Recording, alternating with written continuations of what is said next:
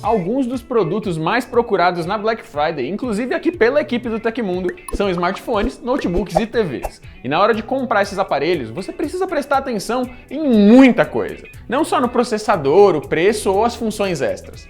Um desses aspectos importantes é a tela, e ela tem vários pontos específicos que vão muito além do tamanho. A gente quer acabar com o mito de que a tela grande é sempre melhor. E agora você vai descobrir o porquê. Esse é o aquecimento do Tecmundo para Black Friday e a gente vai ajudar você a gastar com consciência e fazer as melhores escolhas para aproveitar os descontos na data.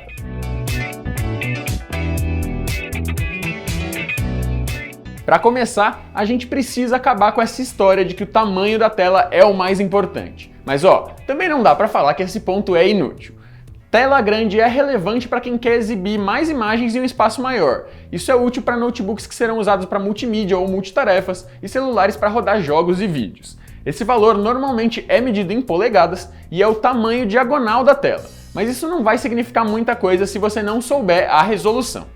A resolução é a quantidade de pixels suportados pela tela e é medido na vertical e na horizontal. O pixel é o ponto de luz e é a menor unidade de visualização digital. É a partir do conjunto de pixels que as imagens são formadas. Ou seja, uma resolução Full HD, que geralmente é de 1920 por 1080 pixels, suporta pelo menos 1920 pontos na horizontal e 1080 na vertical.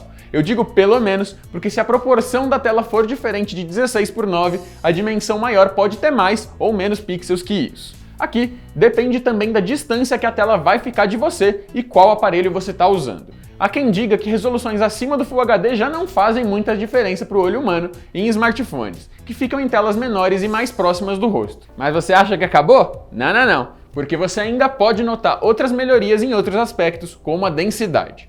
Densidade de pixels é uma medida em ppi, na sigla em inglês, que significa ppp ou pixel por polegada em português, e indica quantos pixels cabem em uma polegada daquela tela.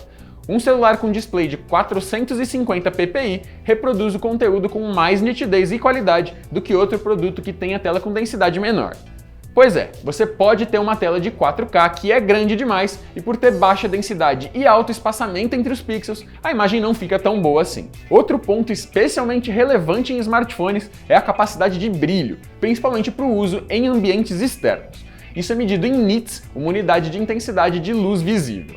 Quanto maior essa numeração, melhor a visualização de tela em lugares muito claros. Muitas vezes esse número não é divulgado com as principais especificações técnicas de um aparelho, mas ele deve estar presente na lista mais completa. Fique atento também para o contraste das telas, que é a taxa de diferenciação entre o tom mais claro e o mais escuro de um painel. Aqui o teste físico, olhando mesmo para as telas, é o melhor negócio. Se não tiver como, procure pelas taxas de contraste mais altas. E note que as telas IPS costumam ter melhor regulagem de contraste e ângulos maiores de visão, sem distorção de cores, mas os níveis de preto nelas são piores do que em painéis de outros tipos, os VA, por exemplo. Mas o que significam as siglas dos tipos de tela? Vamos um por um. O LCD é o display de cristal líquido em que várias unidades cristalizadas são organizadas para se tornarem transparentes ou opacas de acordo com uma corrente elétrica. Isso tudo para controlar a passagem de luz emitida por um mecanismo atrás desse painel. A gente tem também o OLED, ou o diodo orgânico emissor de luz. Esses diodos são unidades orgânicas que se auto-iluminam e podem se apagar completamente, dispensando o backlight. Já o AMOLED adiciona matriz ativa na sigla e tem muitas semelhanças com o anterior. A diferença do OLED para o AMOLED é que esse último tem uma fina película de transmissores. Eles servem para orientar o funcionamento de cores e luz, gerando mais economia de energia, exibindo imagens em movimento sem deixar rastros na tela e com maior fidelidade de cores. Mas vale falar que, apesar dessas vantagens, as tecnologias que têm esse O de orgânico no nome estão um pouco mais sujeitas à degradação com o passar do tempo, e se você não tomar cuidado, podem sofrer com burn-in, que é quando uma imagem específica fica tanto tempo sendo exibida na mesma parte da tela que ela fica meio queimada ali e aí aparece como se fosse uma sombra mesmo quando outra coisa está sendo exibida. Enfim, voltando para os tipos, calma que só tem mais duas siglas aqui.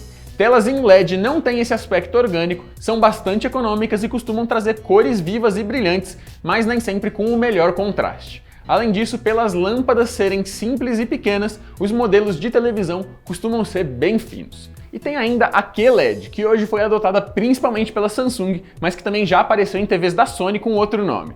A QLED é uma tecnologia de pontos quânticos, que promete entregar 100% do volume de cor, ou seja, que tem tonalidades mais precisas e vívidas do que os LEDs comuns e com alta durabilidade.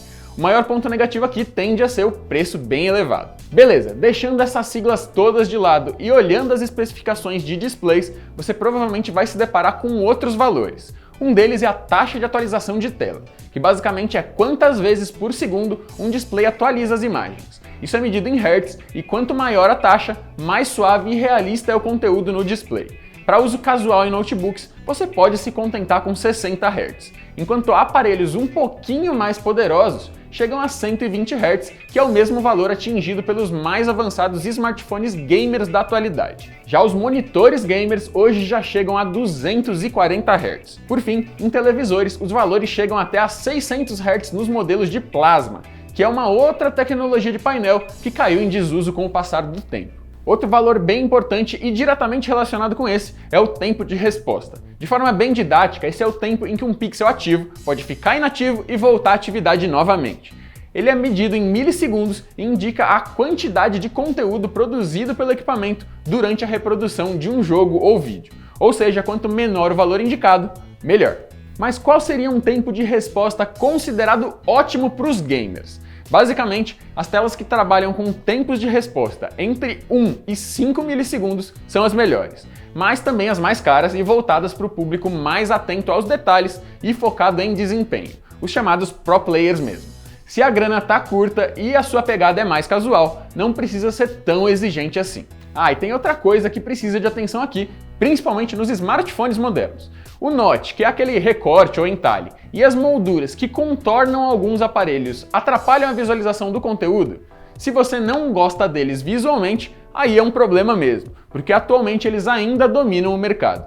Alguns novos formatos menos incômodos já foram criados, como em forma de gota ou buraquinho na tela, e também já existem sistemas que colocam câmeras frontais em sistemas giratórios ou deslizantes, com motores ou não, para você não ter que colocar um notch na tela, mas eles ainda são minoria. Felizmente, alguns aparelhos com entalhes têm recursos de software que criam bordas artificiais para disfarçar os recortes. Mas atenção, isso funciona melhor nas telas OLED e AMOLED do que em LCD. Claro que ainda tem várias outras especificações além da tela que você deve levar em conta, mas agora você já está preparado para comparar telas entre diferentes smartphones, notebooks e TVs. E o Tecmundo quer ajudar você a comprar com as melhores dicas de tecnologia, mas também com consciência. Continue ligado lá no site e aqui no canal para mais dicas sobre como aproveitar essa Black Friday e não passar apertos depois. E compartilhe o vídeo para ajudar geral e se preparar também. Um abraço para vocês e até a próxima!